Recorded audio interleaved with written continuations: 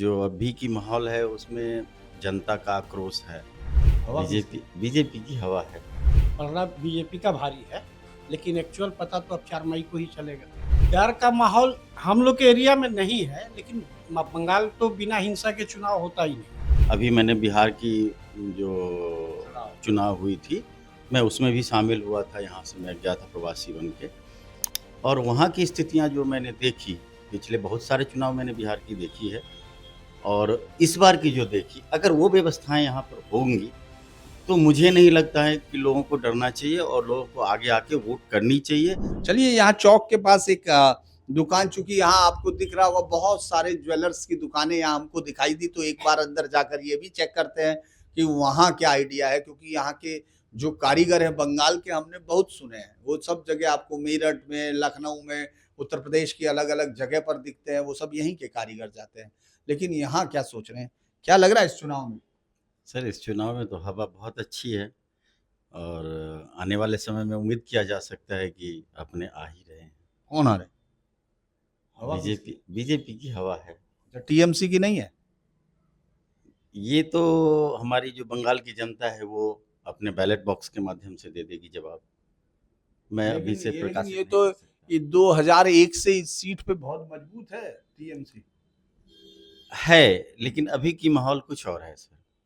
इसकी जो अभी की माहौल है उसमें जनता का आक्रोश है, प्लस जो हमारे एग्जिस्टिंग जो एमएलए हैं उनका जो कार्य रूप रहा है और प्रोडक्टिविटी रही है यहाँ की, मुझे लगता है जनता भी बता सकती है, और हम लोगों के नज़र में ऐसा कोई प्रोडक्टिविटी नहीं है। 2 टर्म से ये हैं, और उप मेयर भी हैं यहाँ के, डिप्टी मेयर भी हैं।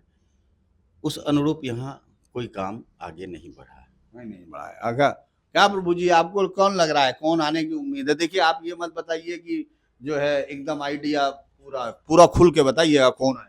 देखिए, एसआईआर के होने के बाद तो लगता है कि पलड़ा बीजेपी का भारी है, लेकिन एक्चुअल पता तो अब 4 मई को ही चलेगा।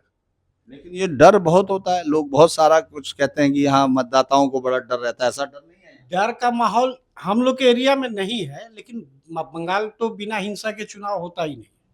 पूरे बंगाल में जितना हिंसा बंगाल में होता है, पूरे हिंदुस्तान में कहीं नहीं होता। लेकिन हम लोग के यहाँ वैसा कोई माहौल नहीं है।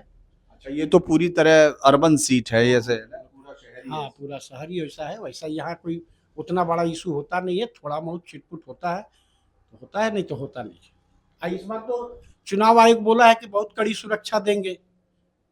एक तो पंछी भी पर नहीं मार पाएगा, देखें उसका भी कमिटमेंट क्या होता है। अच्छा, 21 के बाद का डर है या नहीं? 21 के बाद बहुत हिंसा हुई थी चुनाव में, रिजल्ट के बाद। उसी का परिणाम तो 26 में मिलेगा।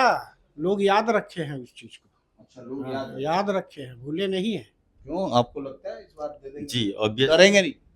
नहीं, डरना नहीं चाहिए। और सुरक्षा व्यवस्थाएं जो अभी मैंने बिहार की जो चुनाव हुई थी, मैं उसमें भी शामिल हुआ था। यहाँ से मैं गया था प्रवासी बन के, और वहाँ की स्थितियाँ जो मैंने देखी, पिछले बहुत सारे चुनाव मैंने बिहार की देखी है, और इस बार की जो देखी, अगर वो व्यवस्थाएं यहाँ पर होंगी तो मुझे नहीं लगता है कि लोगों को डरना चाहिए और लोगों को आगे आके वोट करनी चाहिए, अपने मताधिकार का प्रयोग करनी चाहिए, और ऐसा अगर होता है तो जीत सुनिश्चित है।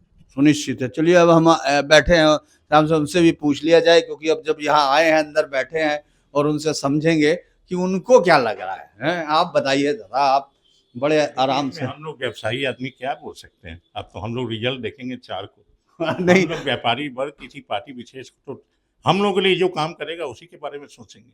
तो व्यापारियों का काम हो रहा है कि नहीं हो रहा?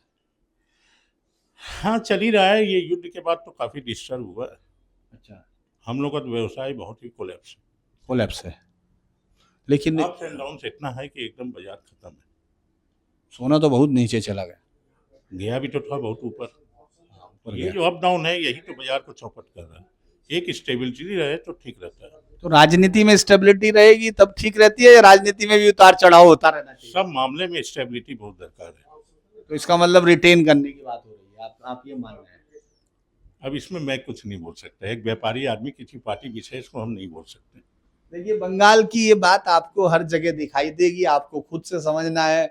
जरूरी नहीं कि बंगाल आपको हर चीज खोल के समझाए, क्योंकि बंगाल का जादू पूरी दुनिया में है। वो लोग जानते हैं बंगाल को जादू से। इस बार जब 4 मई को जब वो खुलेंगी तो वो जादू क्या होगा ये सब लोग तभी देख पाएंगे। अभी तो उसमें अलग अलग चीजें आपको कोई बता रहा है और कोई खामोशी से उस तरफ इशारा कर रहा है। चलिए फिर आगे किसी मोड़ पर लोगों से मिलते हैं, समझते हैं कि वो बंगाल को क्या देखते हैं।